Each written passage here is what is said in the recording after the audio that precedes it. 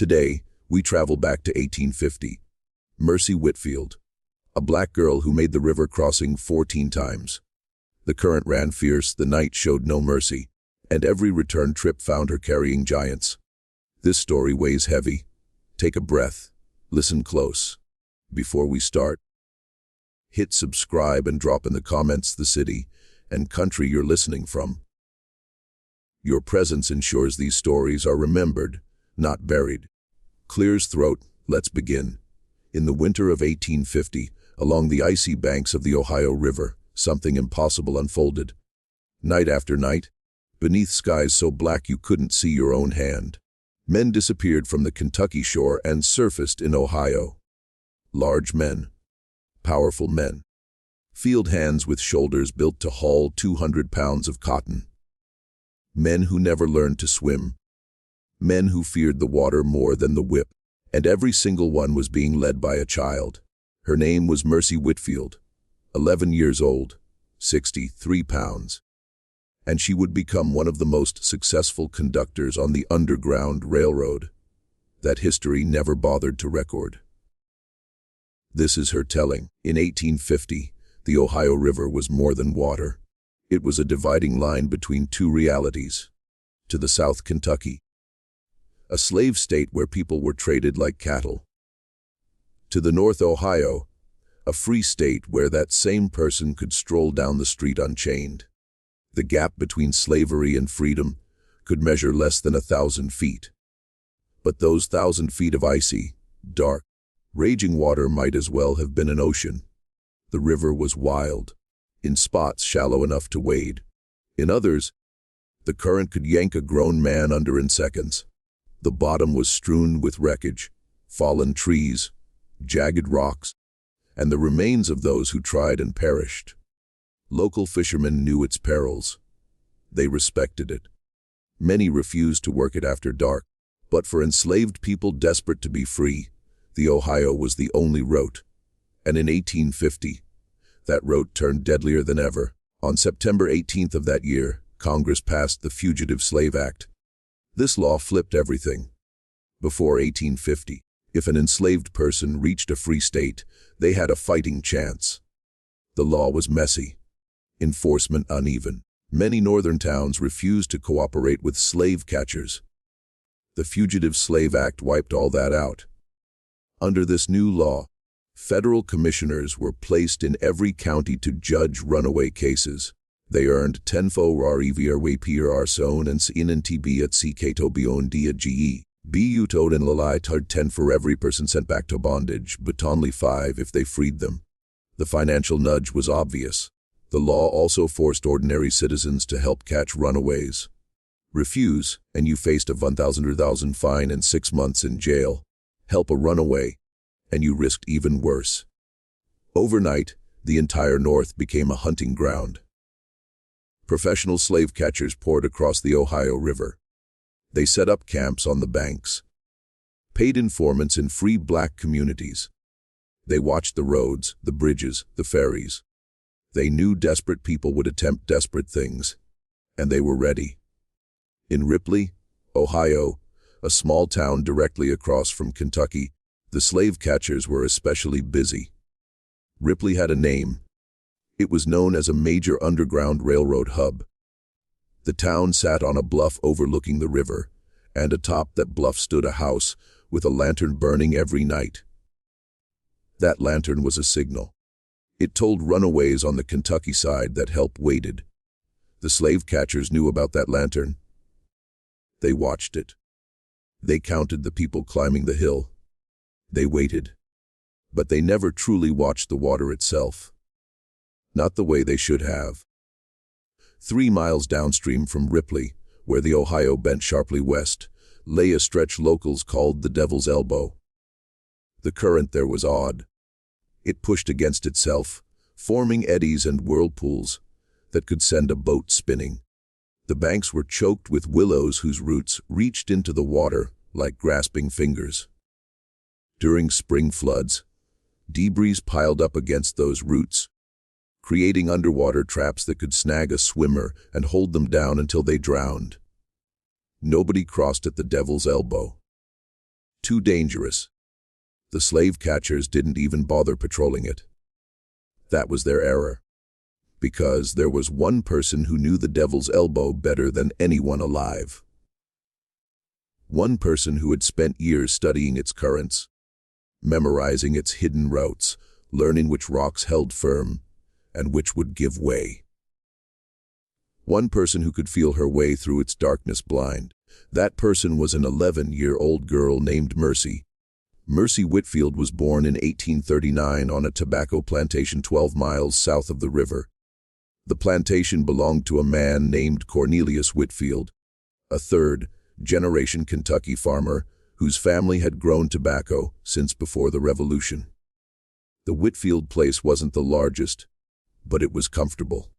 Cornelius owned 47 enslaved people, and he ran his operation with what he called efficiency. Mercy never knew her mother. The woman died giving birth to her, a hemorrhage nobody tried very hard to stop. Mercy's father was sold 8 months before she was born, shipped to a cotton plantation in Mississippi. She would never learn his name. In American slavery, this was ordinary. Families shattered constantly. Children torn from parents, husbands from wives, siblings from each other. The law didn't recognize slave marriages. It didn't recognize slave families. It recognized only property. Mercy was raised by a man named Moses. He was 62 when she was born, ancient by enslaved field worker standards. Moses had outlasted everyone on the Whitfield plantation. He had survived 3 owners, 2 wives, and 7 of his own children. He walked with a permanent limp from a beating he received in 1819. His left eye was clouded with cataracts. His hands were twisted with arthritis. But Moses had one thing that made him valuable. He knew how to work the drying barns. Tobacco curing was an art. Temperature had to be exact, humidity controlled. One mistake could ruin an entire harvest. Cornelius Whitfield couldn't afford to lose Moses. So Moses lived. And Moses, for reasons he never fully explained, chose to raise Mercy as his own. From the time she could walk, Mercy followed Moses everywhere. She learned to read tobacco leaves, to know when they were ready for cutting. She learned to tend the curing barn fires, keeping them low and steady through the night. And she learned something else, something Moses taught her in whispers when no one else could hear. She learned the river. Moses had grown up near the Ohio on a plantation just 3 miles from its banks. As a young man, before his leg was broken, he had been a strong swimmer. He had crossed the river twice himself, trying to escape. Both times he was caught. Both times beaten and sent back. But he never forgot what he learned. The river had patterns. The current shifted with the seasons.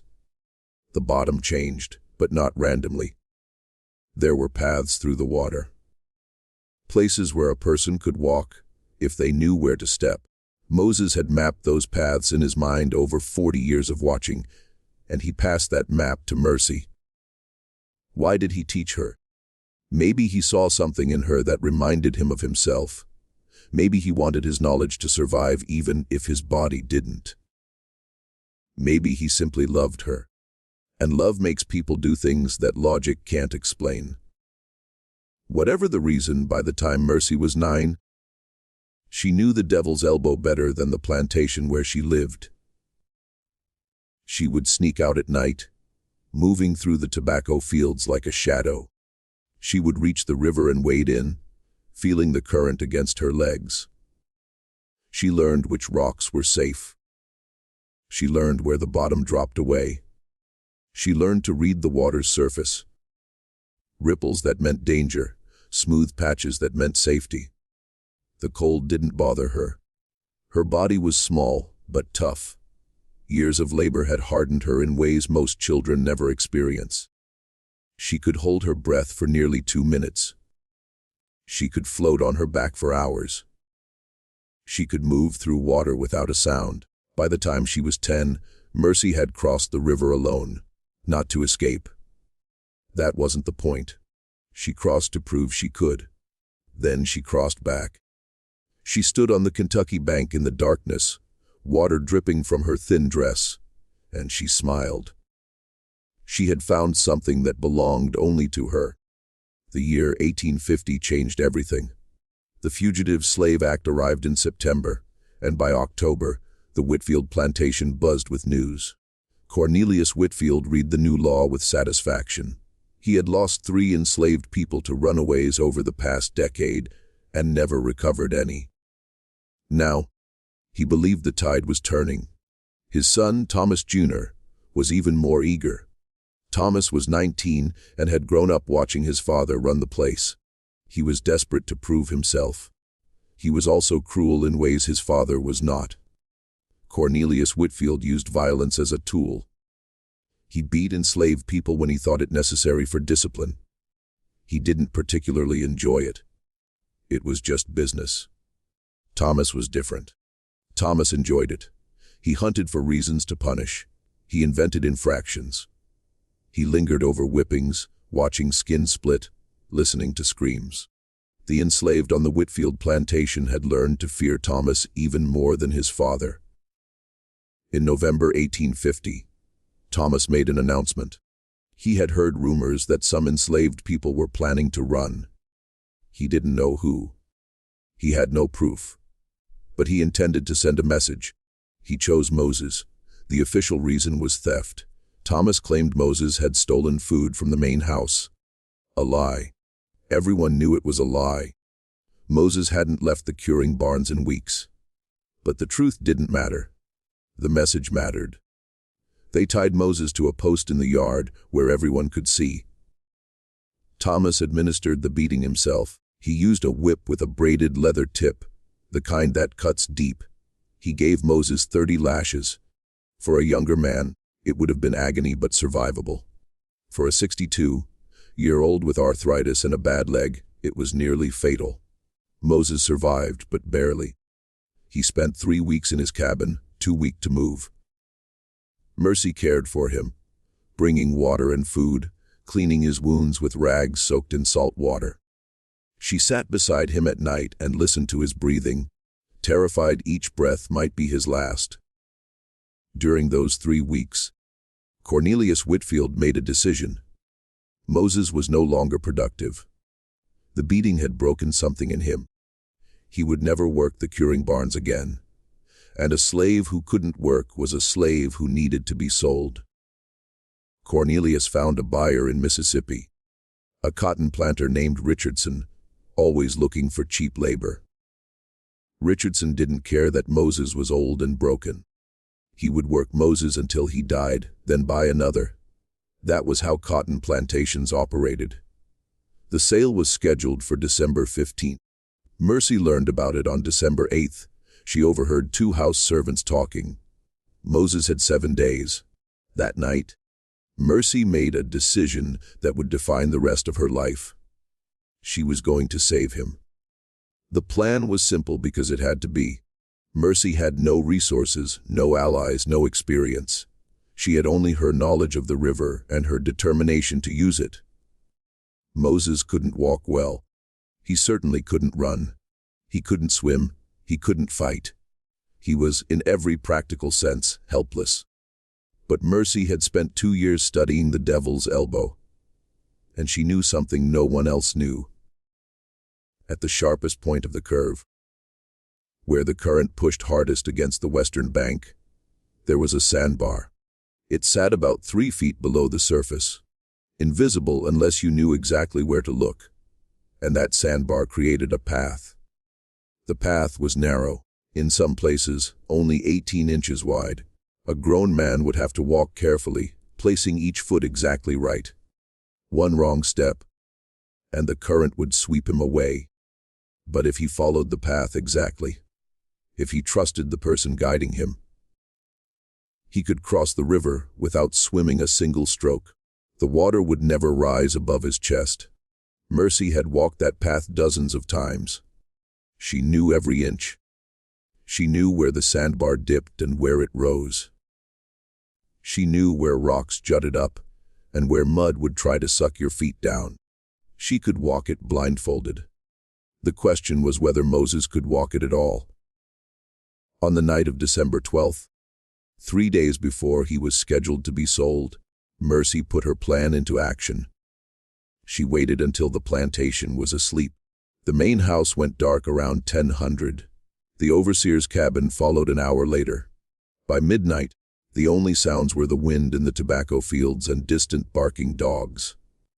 Mercy crept to Moses's cabin. She found him awake, sitting on the edge of his cot, staring at nothing. His back was still covered with scabs from the beating. His hands shook constantly now, a tremor he couldn't control. She didn't explain what she was doing. There wasn't time. She simply took his hand and led him outside. They moved slowly. Moses couldn't walk fast even on his best days, and this was not his best day. Every step seemed to cost him something. His breathing ragged. His limp worse than ever. It took them 2 hours to cover the 3 miles to the river. When they reached the bank of the Devil's Elbow, Moses stopped. He looked at the water, black and rushing in the darkness, and Mercy saw something she had never seen in him before. Fear. Moses had crossed this river twice in his youth, and twice he had been caught and beaten.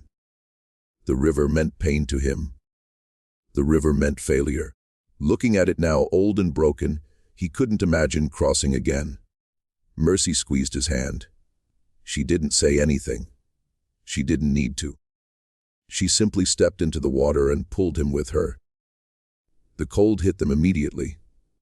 December water in the Ohio hovers just above freezing. It steals heat from your body faster than air ever could. Most people stepping into water this cold would gasp, panic, lose control. Mercy had trained herself not to react. She kept her breathing steady. She kept moving. Moses stumbled behind her, his bad leg struggling to find purchase on the riverbed. The current pushed against him, trying to knock him over. He was bigger than Mercy, heavier, and the water affected him more strongly. Mercy positioned herself upstream, using her body to break the current. It wasn't much, 63 pounds against the force of a river, but it helped. It gave Moses a slightly easier path. They reached the sandbar. Here. The water dropped from chest height to waist height. Moses could stand more easily, but the path was narrow and the darkness absolute. He couldn't see where to step. Mercy guided him with her hands. She placed his feet on the sandbar one at a time, showing him where solid ground was. She moved backward, facing him, walking the path from memory while keeping her attention on his every move. It took 45 minutes to cross. When they reached the Ohio side, Moses collapsed on the bank. He was shaking violently, his body struggling to generate heat. Mercy pulled him into the shelter of the willow trees and covered him with leaves and branches. Anything to hold in warmth. She sat beside him as the sky began to lighten. They had done it. They had crossed the river. Moses was in a free state. But freedom in 1850 was not the same as safety. The Fugitive Slave Act meant slave catchers could pursue runaways anywhere. Moses needed to keep moving. He needed to reach Canada, the only place where American law couldn't touch him. Mercy knew she couldn't take him that far. She was 11 years old, and she had to get back to the plantation before dawn. If she was discovered missing, there would be questions. If the connection was made between her disappearance and Moses's escape, there would be consequences. So she did the only thing she could. She pointed Moses toward Ripley, told him to look for the lantern on the hill, and then she slipped back into the river. The return crossing was harder. She was exhausted. The cold had sapped her strength. The current seemed stronger going back than it had going out. But she made it. She crawled out of the water on the Kentucky side, just as the first light touched the horizon.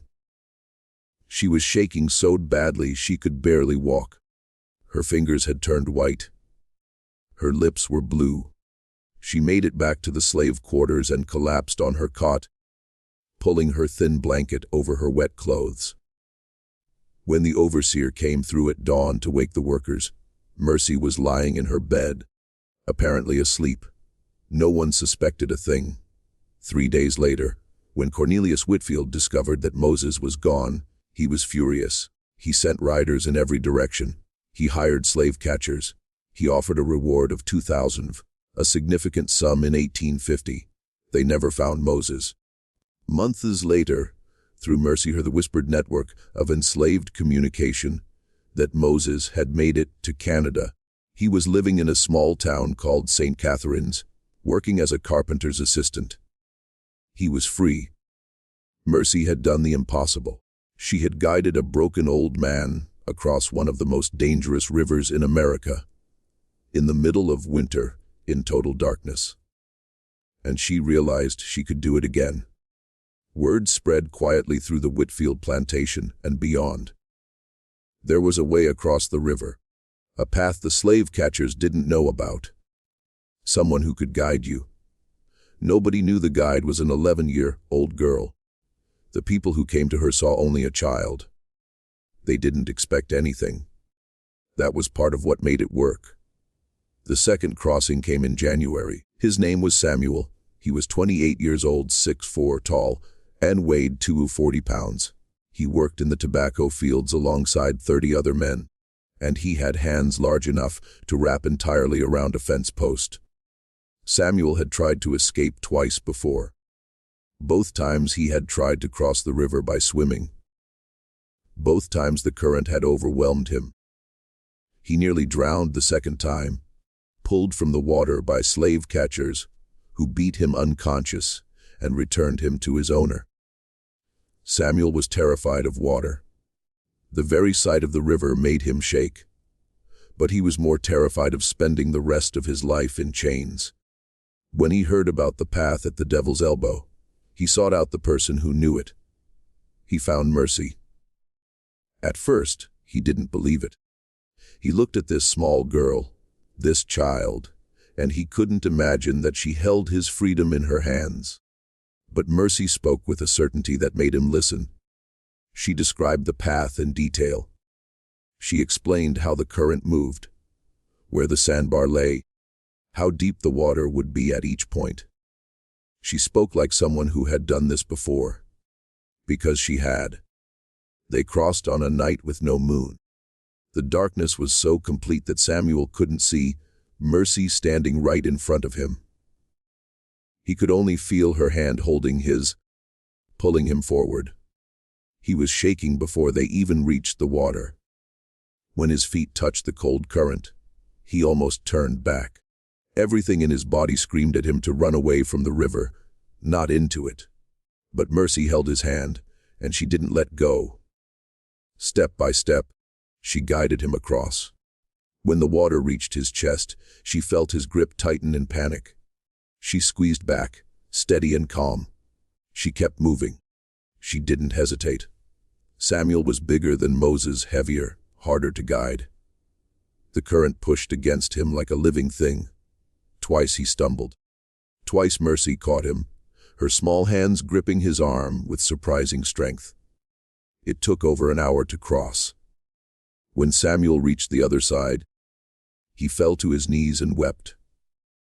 He was a giant of a man, and he had been guided to freedom by a child who barely reached his waist. He tried to thank her, but Mercy was already slipping back into the water. She had to return before dawn. There was no time for gratitude. Samuel made it to Canada 6 weeks later. He settled in Toronto, found work in a lumberyard, and eventually married a woman from Jamaica who had escaped slavery in the Caribbean. They had 4 children. He never forgot the girl who saved him. The third crossing happened in February, the fourth in March. By April, Mercy had guided 6 men across the Devil's Elbow. Each crossing was different. Each man had his own fears, his own weaknesses, his own reasons for running. Some were young and strong. Some were old and broken. Some were running toward something. Family in the north, promises of work, dreams of freedom. Others were running away, escaping brutal masters, avoiding sail to the deep south, fleeing punishment for crimes they didn't commit. Mercy treated them all the same. She held their hands. She guided their feet. She led them through the darkness to the other side. And she never got caught. Part of her success was the location. The Devil's Elbow was genuinely dangerous, and the slave catchers genuinely avoided it. They focused their attention on the easier crossings, the places where the river was wider but calmer. They never imagined that anyone would deliberately choose the most treacherous stretch of water on the entire border. Part of her success was her size. Mercy was a child. She was invisible in ways adults were not. She could move through the night without attracting attention. She could slip away from the plantation and return without anyone noticing. The overseers saw her as harmless. The other enslaved people saw her as just another child. Nobody saw her as a threat. And part of her success was her skill. Mercy had spent years learning the river. She knew it in ways no one else did. She could feel changes in the current through her feet. She could hear the difference between safe water and dangerous water. She could navigate in total darkness, using only her memory and her instincts. She was, in her own quiet way, a genius. By the summer of 1851, Mercy had completed 10 crossings. 10 men had walked the path through the Devil's Elbow. 10 men had reached the Ohio side. 10 men had found their way to freedom. The Whitfield plantation was in chaos. Cornelius Whitfield couldn't understand what was happening. He had lost 8 enslaved people in a single year. An unprecedented number. The losses were devastating financially. More than that, they were devastating to his sense of control. He hired more overseers. He increased patrols. He built a new fence around the slave quarters. He threatened collective punishment if anyone else escaped. Nothing worked. The escapes continued. Thomas Whitfield, Jr. had his own theory. He believed that someone on the plantation was helping the runaways. Someone who knew the roads, the schedules, the patrol patterns, someone on the inside. He began watching. He interrogated enslaved people one by one, looking for inconsistencies in their stories. He punished anyone who seemed suspicious. He created an atmosphere of terror, and still he never suspected Mercy. Why would he? She was a child, small, quiet. She did her work without complaint. She never talked back. She never drew attention. She was invisible. The 11th crossing happened in August of 1851. His name was Gabriel, and he was different from the others. Gabriel was a preacher. He had taught himself to read using a stolen Bible. And he held secret services in the woods behind the plantation where he lived. He preached about Moses leading the Israelites out of Egypt. He preached about the promised land. He preached about freedom. His master discovered the services and decided to make an example of him. Gabriel was scheduled to be publicly whipped. 50 lashes, enough to kill a weaker man. The night before the punishment, he ran. He found his way to the Devil's Elbow through a network of whispers and rumors. When he met Mercy, he fell to his knees and prayed. He prayed for her. He prayed for her strength, her courage, her wisdom. He prayed that God would protect her, guide her, keep her safe. Mercy stood there, uncomfortable, not sure how to respond. She wasn't religious. She had seen too much suffering to believe in a God who cared about enslaved people. But Gabriel's faith was genuine, and she could not dismiss it. They crossed that night. The water was warmer in August, but the current was stronger. Summer storms had swelled the river, changing its patterns. The sandbar had shifted slightly, and Mercy had to adjust her path.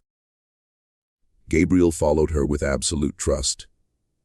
He believed that God had sent this child to save him, and he was not about to question God's methods. When they reached the other side, Gabriel blessed her. He placed his hands on her head and spoke words, that Mercy didn't fully understand. Words about grace and mercy and divine purpose.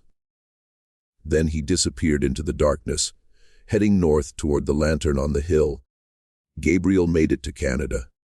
He continued preaching, establishing a small church in a town called Dresden. He never named Mercy in his sermons, but he spoke often about the child who had led him through the waters. He called her an angel. He wasn't the only one. As summer turned to fall and fall turned to winter, the legend grew. Throughout the slave communities of Kentucky, people whispered about the devil's elbow. They whispered about the path through the darkness. They whispered about the guide. Some said the guide was a ghost. Some said it was a spirit of the river itself. Some said it was an angel sent by God to lead his people to freedom. Nobody said it was an 11-year-old girl. The 12th crossing happened in November, the 13th in December. By January of 1852, Mercy had guided 14 men across the river. 14 crossings, 14 giants, 14 acts of impossible courage. And then everything changed. The winter of 1852 was brutal. Temperatures dropped below zero for weeks at a time. The Ohio River, which usually resisted freezing because of its current, began to develop ice along its banks. The devil's elbow became even more dangerous. The cold water sapped strength faster than ever. Ice chunks floated in the current like knives. Mercy knew she should stop. The conditions were too dangerous. Even her knowledge of the river couldn't protect against water this cold. But people kept coming. They came because they were desperate. They came because they had no other choice. They came because they had heard about the path through the devil's elbow and believed it was their only hope. Mercy couldn't turn them away. In February of 1852, she agreed to guide a man named Isaac. He was 34 years old, a blacksmith from a plantation near Louisville. He had powerful arms and clever hands, and his owner had promised to sell him to a plantation in Alabama, where he would never see his family again. Isaac had a wife and 2 children. They were still enslaved on a different plantation, but he had hopes of earning enough money in the North to buy their freedom. It was a desperate hope, almost certainly impossible, but it was all he had. Mercy agreed to guide him. They set out on a night when the temperature was 8 degrees below zero. The wind blew from the northwest, carrying sheets of ice crystals that stung exposed skin. Mercy had wrapped herself in every piece of clothing she could find, but she was still shivering before they even reached the river. The devil's elbow was transformed. Ice had built up along the banks, extending 15 feet into the water. The current had shifted, pushing harder against the eastern side. The sandbar, Mercy discovered when she stepped into the water, had moved again. She had to find the path by feel. Isaac followed her, his teeth chattering so loudly she could hear them over the wind. He was bigger than her, stronger, but the cold affected him more. His movements became sluggish. His grip on her hand weakened. Halfway across, he stumbled. The current caught him immediately, spinning him away from the sandbar into deeper water. Mercy lunged after him, grabbing his arm, but his weight was too much. He was pulling her down with him. For a terrible moment, Mercy thought they were both going to die. But Isaac found his footing. Some instinct, some desperate surge of strength, allowed him to plant his feet on a rock she hadn't known was there. He pushed himself upright, gasping. Mercy guided him back to the sandbar. Her hands were numb. Her legs were shaking. She could barely feel the path beneath her feet. But she kept moving. They reached the Ohio side just as Mercy's body began to fail. Her muscles cramped. Her vision blurred. The cold had stolen too much from her. She collapsed on the bank, unable to move. Isaac lifted her. He carried her to the shelter of the trees and held her against his chest, trying to share his body heat. He rubbed her arms and legs, forcing blood to circulate. He spoke to her constantly. Words of encouragement, gratitude, desperate hope. Slowly, painfully, Mercy's body began to warm. She had survived, but barely. That night, lying in the arms of a man she had just saved, Mercy made a decision. She was done. 14 crossings were enough. She had pushed her luck too far. The next time, she might not survive. She told Isaac to head for the lantern on the hill. She watched him disappear into the darkness. Then she slipped back into the river for what she believed would be the last time. The return crossing nearly killed her. The cold had sapped her strength more than she realized. The current had grown stronger. The ice had built up further. Twice she lost the path. Twice she had to stop and feel her way forward, her numb feet searching for solid ground. She reached the Kentucky side as dawn broke. She crawled out of the water and lay on the frozen bank, too exhausted to move. The cold seeped into her bones. She could feel her heartbeat slowing. She thought about Moses. She thought about Samuel. She thought about all the men she had guided across the river. She thought about freedom, and then she closed her eyes. She woke 3 hours later, covered in frost, barely alive. Somehow she dragged herself back to the plantation. Somehow she made it to her cabin without being seen. Somehow she collapsed onto her cot and pulled her blanket over her body. She slept for 2 days. When she finally woke, she knew that something had changed. Her body was weaker. Her lungs hurt when she breathed. Her fingers and toes tingled constantly, the first signs of frostbite damage that would never fully heal. She had given everything she had to those 14 crossings, and she believed, truly believed, that her work was done. She was wrong. 3 months passed. Spring came to Kentucky, melting the ice, warming the river, bringing new life to the tobacco fields. Mercy recovered slowly. Her lungs healed. Her strength returned. The tingling in her fingers and toes faded to a dull ache that she learned to ignore. She went back to work. She tended the curing barns. She followed the routines that had defined her life before she discovered the river. She tried to forget, but forgetting was impossible. Every night she dreamed of the water. She dreamed of the current pulling at her legs, the darkness pressing against her eyes, the hands of desperate men gripping hers. She dreamed of the path through the devil's elbow, every rock and ridge memorized, every twist and turn burned into her mind. She dreamed of freedom, and every night she woke up still enslaved. The Whitfield plantation had changed during those 3 months. Cornelius Whitfield's health was failing. He spent most of his time in bed coughing blood into handkerchiefs that the house servants burned in secret. Doctors came and went, but their medicines did nothing. Something was eating him from the inside. Thomas Jr. had taken over the daily operations. He walked the fields with a whip coiled at his belt. He watched the enslaved workers with suspicious eyes. He punished infractions that his father would have ignored. The atmosphere grew darker. People whispered that Thomas was looking for someone to blame for the escapes. 14 men had vanished in less than 2 years. Someone had helped them. Someone knew the way. Thomas intended to find that someone. In May of 1852, he made his move. The target was a woman named Ruth. She was 43 years old, a house servant who had worked for the Whitfield family her entire life. Ruth had never tried to escape. She had never shown any interest in running. But she had one characteristic that made Thomas suspicious. Ruth could read. She had learned as a child, taught by Cornelius Whitfield's mother, who believed house servants should be educated enough to follow written instructions. Ruth had never used her literacy for anything subversive. She read recipes. She read medicine labels. She kept inventory lists for the kitchen. But Thomas knew that literacy was dangerous. An enslaved person who could read could communicate in ways overseers couldn't monitor. They could pass written messages. They could create maps. They could document routes and schedules. Thomas convinced himself that Ruth was the key to the escapes. He interrogated her for 3 days.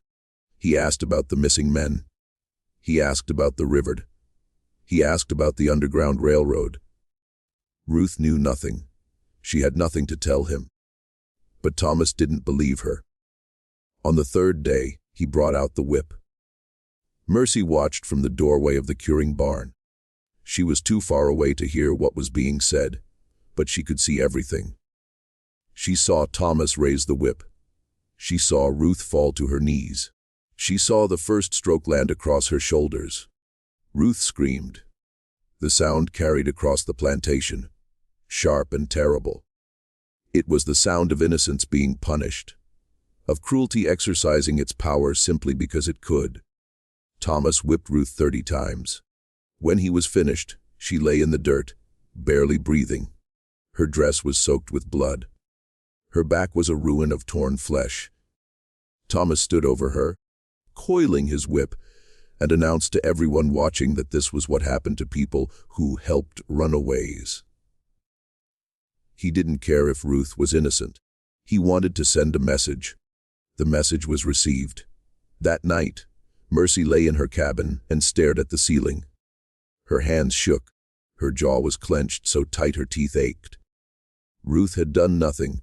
Ruth had helped no one. Ruth had been beaten nearly to death for crimes that Mercy had committed. The guilt was overwhelming. But beneath the guilt, something else was growing. Something harder, something colder, something that felt like fire and ice at the same time. Mercy had spent 2 years helping people escape. She had risked her life 14 times. She had guided giants through the darkness, asking nothing in return. And now an innocent woman was lying in a cabin bleeding because of her. Thomas Whitfield Jr. had done this. Thomas with his whip and his cruelty and his endless suspicion. Thomas who enjoyed causing pain. Thomas who had beaten Moses. Thomas who had beaten Ruth. For the first time in her life, Mercy understood hatred. Not anger, not fear, not resentment. Hatred, the kind that burns clean and cold, the kind that doesn't fade with time, the kind that waits. Mercy waited. The summer of 1852 was hot and dry. The tobacco crop struggled. Cornelius Whitfield grew weaker. Thomas grew more powerful. In July, Cornelius died. The funeral was a grand affair by Kentucky standards. Neighbors came from miles around. A minister spoke about Cornelius's faith, his family, his contributions to the community. No one mentioned the 47 human beings he had owned. No one mentioned the families he had destroyed, the lives he had stolen, the suffering he had caused. They buried him in the family cemetery beneath an oak tree that had stood for 100 years. Thomas inherited everything. The change was immediate. Thomas had always been cruel, but he had been constrained by his father's presence. Cornelius was a businessman. He understood that excessive brutality was counterproductive. Dead slaves couldn't work. Crippled slaves worked slowly. Fear was useful, but only in moderation. Thomas had no such understanding. In the weeks following his father's death, Thomas increased punishments dramatically. He whipped people for talking too slowly. He whipped people for looking at him wrong. He whipped people for no reason at all, simply because he felt like it. 3 enslaved people died that summer. 2 from beatings, 1 from an infection that Thomas refused to have treated. The plantation became a place of terror, and Mercy watched. She watched and she waited and she planned. She didn't know what she was planning. She didn't have a specific goal. She just knew that something was coming. Something that would change everything. In September, she found out what it was. The news came through the whispered network that connected enslaved communities across Kentucky. Thomas Whitfield Jr. had made a terrible mistake. He had cheated a man named Harrison Cole. Harrison Cole was a slave catcher. one of the most successful in the region, with a reputation for ruthlessness that even other slave catchers found disturbing. He had worked for the Whitfield family several times, tracking down runaways, collecting bounties. Thomas had hired Cole to capture a runaway from a neighboring plantation. Cole had succeeded, returning the man in chains. But when it came time to pay, Thomas had refused. He claimed the bounty was too high. He claimed Cole had taken too long. He offered half the agreed amount. Cole did not accept. Words were exchanged. Threats were made. Thomas ordered Cole off his property. Cole left, but he made a promise. He told Thomas that one day their positions would be reversed. One day Thomas would be the one in chains. At the time, everyone assumed it was an empty threat. Thomas was a white man, a plantation owner, protected by law and custom and the entire structure of Southern society. Harrison Cole could do nothing to him. Everyone was wrong. In October of 1852, something remarkable happened. A court in Cincinnati ruled that Thomas Whitfield, Jr. was not entirely white. The case had been brought by Harrison Cole. He had done research. He had dug into the Whitfield family history, and he had discovered something the Whitfields had hidden for 3 generations. Thomas's great-great-grandmother had been a slave. Her name was Delilah. She had been owned by Thomas's great-great-grandfather, a man named William Whitfield, who had come to Kentucky in 1792. William had taken Delilah as a concubine. She had borne him a son. That son, raised as white, had eventually inherited the plantation. He had married a white woman. His children had been considered white. His grandchildren had never known the truth. But the truth was there in documents that Harrison Cole had found. Birth records, property records, a bill of sale for Delilah dated 1789. Under the laws of Kentucky in 1852, anyone with African ancestry could be enslaved. The amount didn't matter. 1 drop of black blood made you black. 1 enslaved ancestor made you eligible for slavery. Thomas Whitfield, Jr., the master of the Whitfield plantation, the owner of 43 human beings, was legally black. The court case was complicated. Thomas hired lawyers. He fought the ruling. He argued that the documents were forged, that the claims were lies, that Harrison Cole was motivated by revenge. None of it mattered. In November of 1852, a federal marshal arrived at the Whitfield plantation. He had a warrant for Thomas's arrest.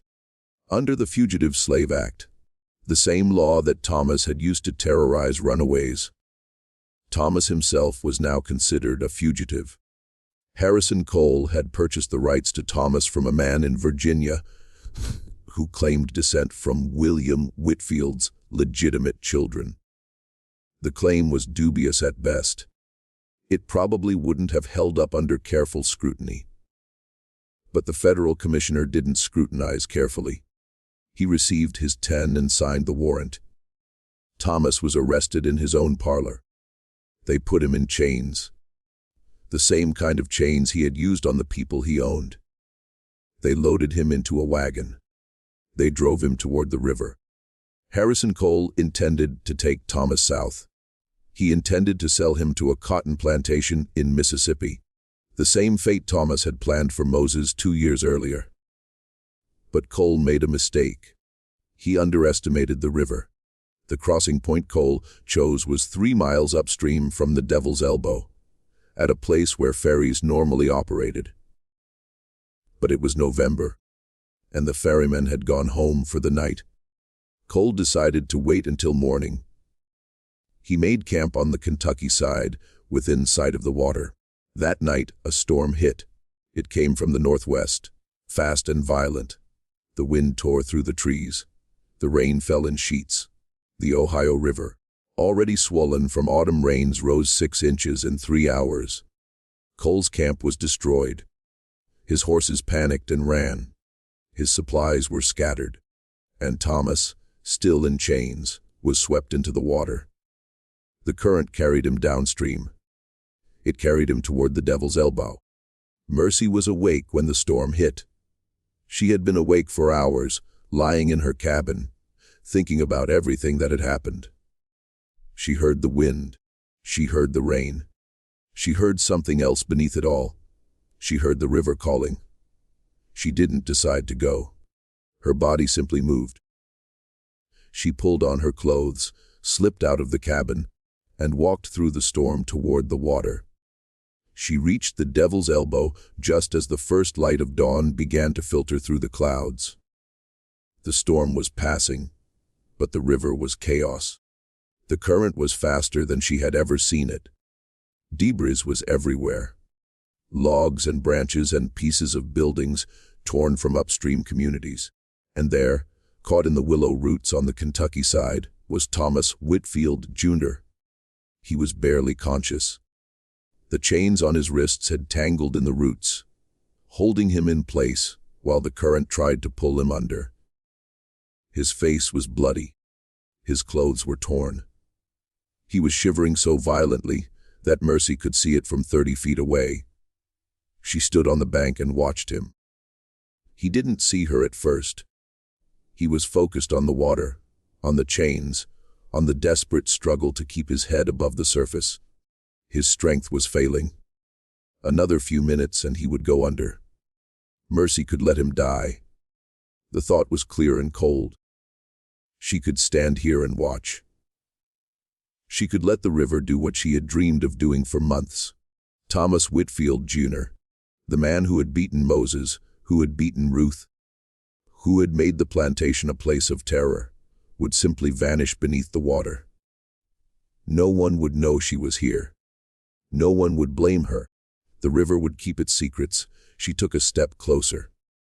Thomas's eyes found her. Recognition flickered across his face. He knew who she was. He had seen her 1,000 times. The quiet girl who worked in the curing barns. He had never noticed her. She was invisible to him. Just another piece of property. But now, in this moment, she was the only person who could save him. He tried to speak. The water filled his mouth. He coughed, choked, struggled to keep his head up. Mercy took another step. She could see something hanging around his neck, a chain. A medallion. It swung against his chest as he thrashed, catching the early light. Her mother's medallion. Mercy's breath stopped. She had heard stories about that medallion. Moses had told her that her mother had worn it every day of her life. It had been given to her by Mercy's grandmother, who had brought it from Africa 50 years earlier. When Mercy's mother died, the medallion had disappeared.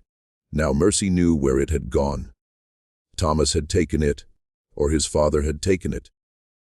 Someone in the Whitfield family had stolen the only thing that connected Mercy to her mother, and they had worn it like a trophy.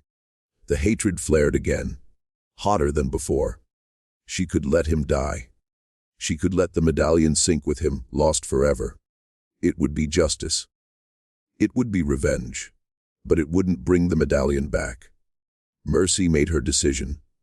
She didn't make it because Thomas deserved to live. He didn't.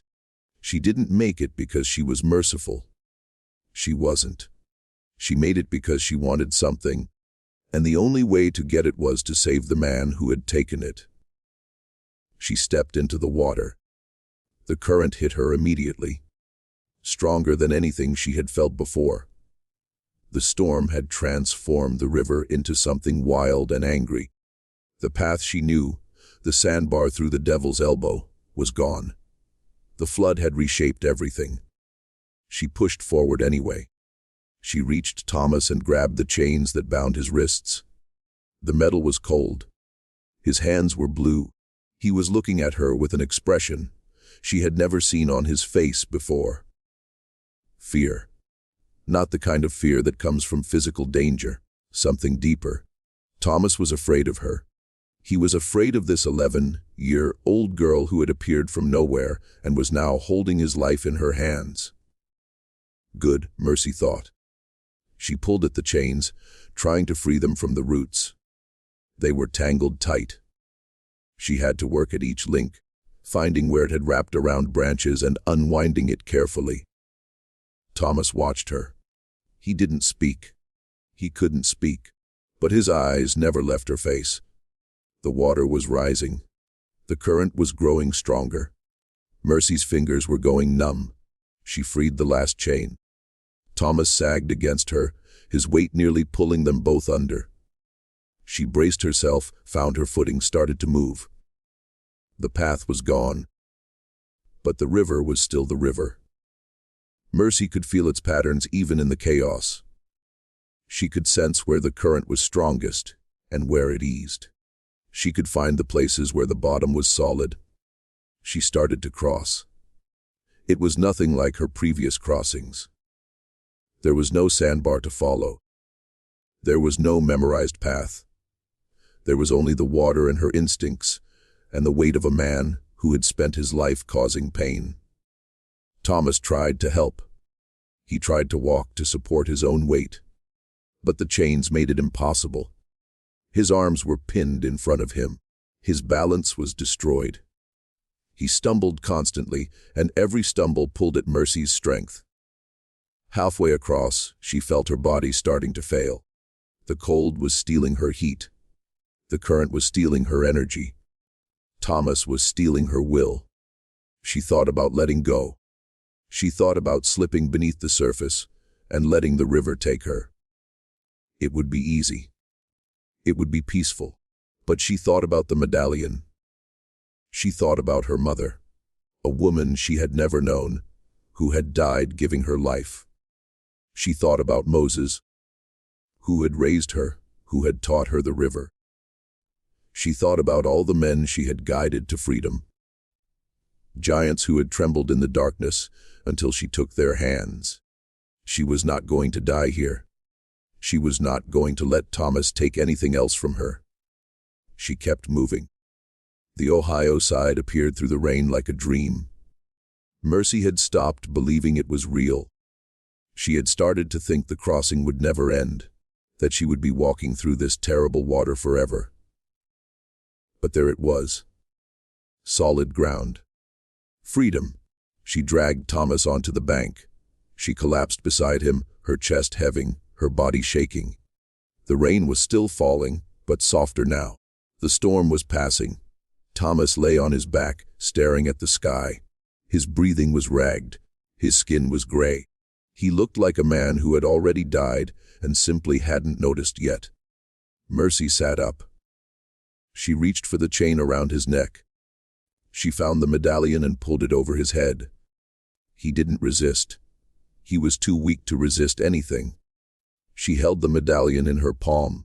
It was silver, tarnished with age, engraved with symbols she didn't recognize. Symbols from Africa. Symbols from a world that had been stolen from her family generations ago. She had it back. Thomas's eyes found her again. He was trying to speak. His lips were moving, forming words she couldn't hear. She leaned closer. "Please," he whispered. Mercy looked at him. She looked at this man who had caused so much suffering. She looked at his chains, his wounds, his terror. She looked at everything he had become, and she felt nothing. Not hatred, not anger, not even satisfaction. The emotions had burned out of her during the crossing. All that remained was a cold clarity. "You're free now," she said. The words were strange in her mouth. She had said them before to the men she guided across the river, but she had never said them to someone like Thomas. He stared at her, uncomprehending. She explained. She explained that he was in Ohio.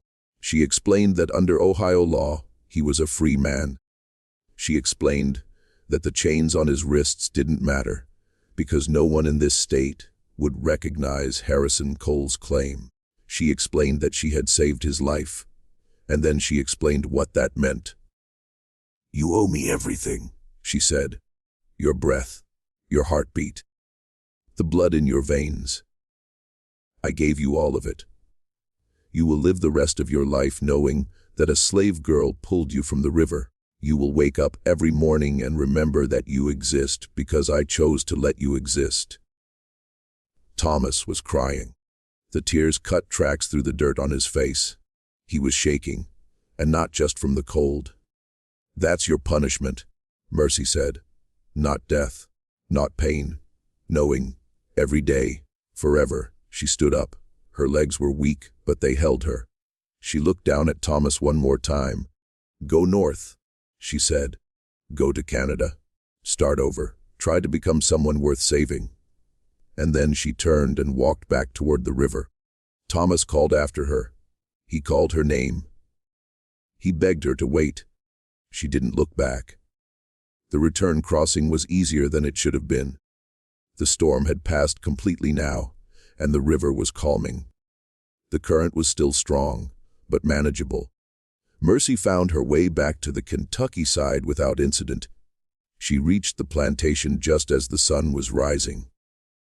The compound was in chaos.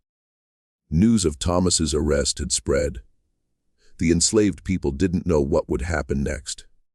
The overseers didn't know who was in charge. Mercy slipped into her cabin unnoticed. She lay on her cot, holding her mother's medallion against her chest. She was exhausted. She was cold. She was alive. And for the first time in months, she smiled. The story didn't end there. Stories never end as cleanly as we want them to. Thomas Whitfield Jr. survived. He made his way north as Mercy had told him to. He reached Canada in the spring of 1853. He settled in a small town near Toronto, working as a laborer on farms that needed extra hands. He never owned another human being. Harrison Cole pursued him for months, but the chase eventually grew too expensive. Cole gave up and returned to Kentucky, where he continued his work as a slave catcher until the Civil War made that profession obsolete.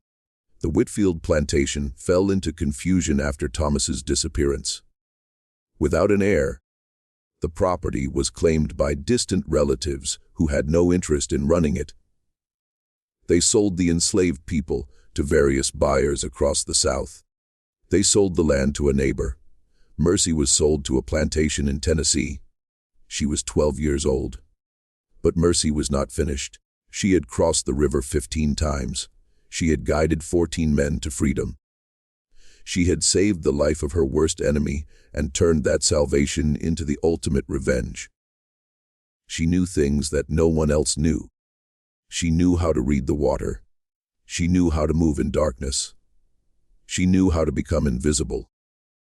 The plantation in Tennessee was different from the Whitfield place, but the river was the same. The Cumberland River ran just 8 miles to the north, and beyond that lay more rivers, more paths, more ways to freedom. Within 6 months of arriving, Mercy had mapped the local waterways.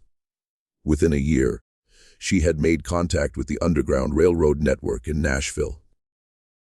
Within 2 years, she was guiding people again. She never stopped. From 1853 to 1865, Mercy Whitfield guided an estimated 67 people to freedom. The exact number is uncertain because Mercy didn't keep records. She didn't want evidence that could be used against her.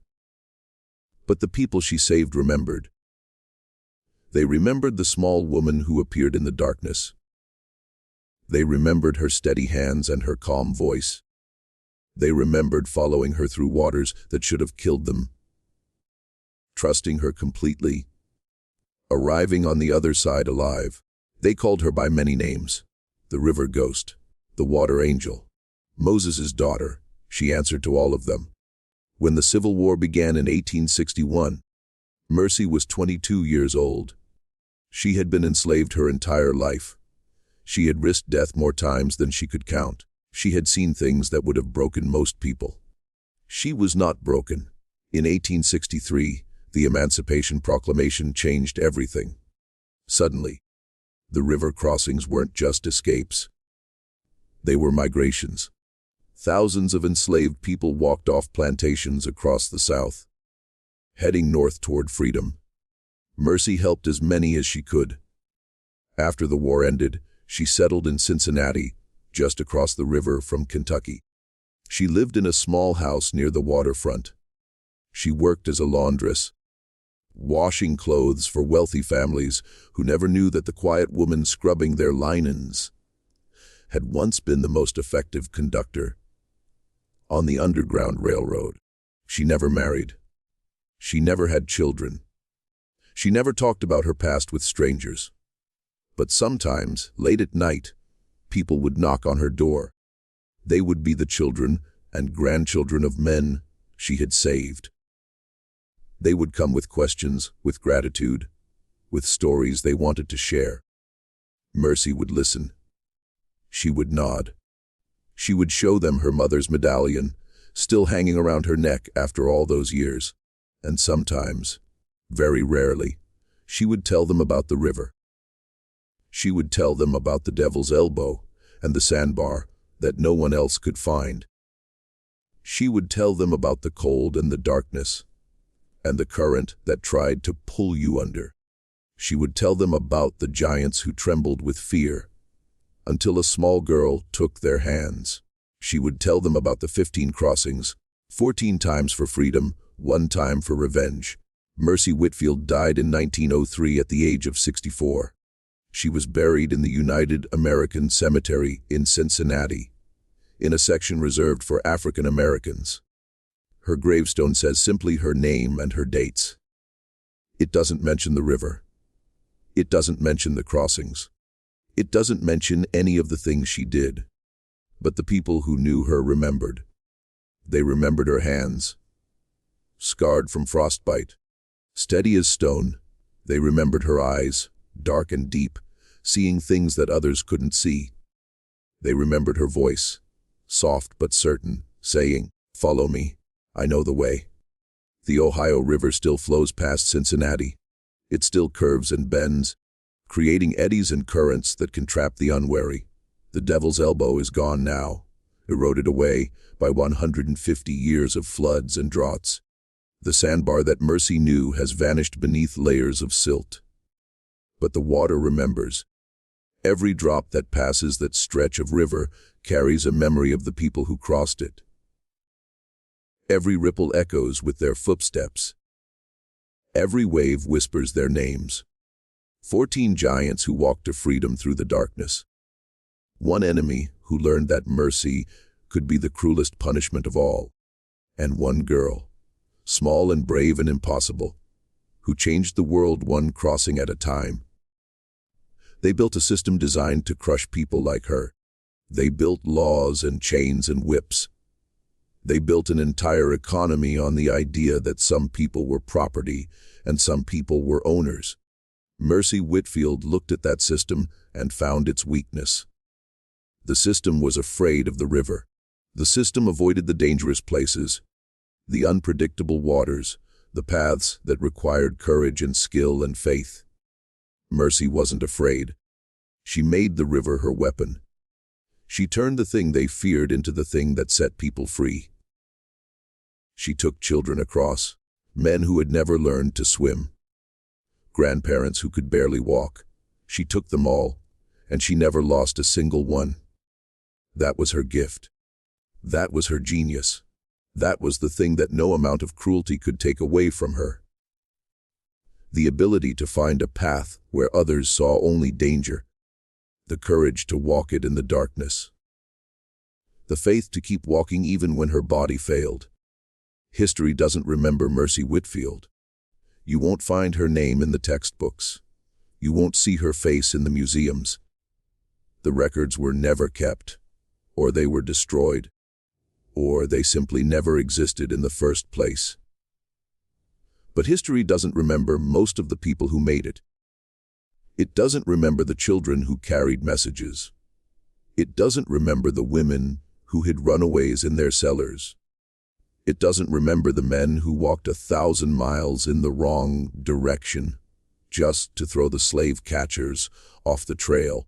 It doesn't remember the giants who found their courage in the grip of a small girl's hand. They existed anyway. They fought anyway. They won anyway. And somewhere in the cold, dark water of the Ohio River, their victory still echoes. Mercy Whitfield crossed the river 15 times. 14 times she saved other people. The 15th time she saved herself, not her body. Her body had been saved 1,000 times by luck and skill, and the grace of the current. She saved something deeper. She saved the part of herself that wanted revenge more than justice.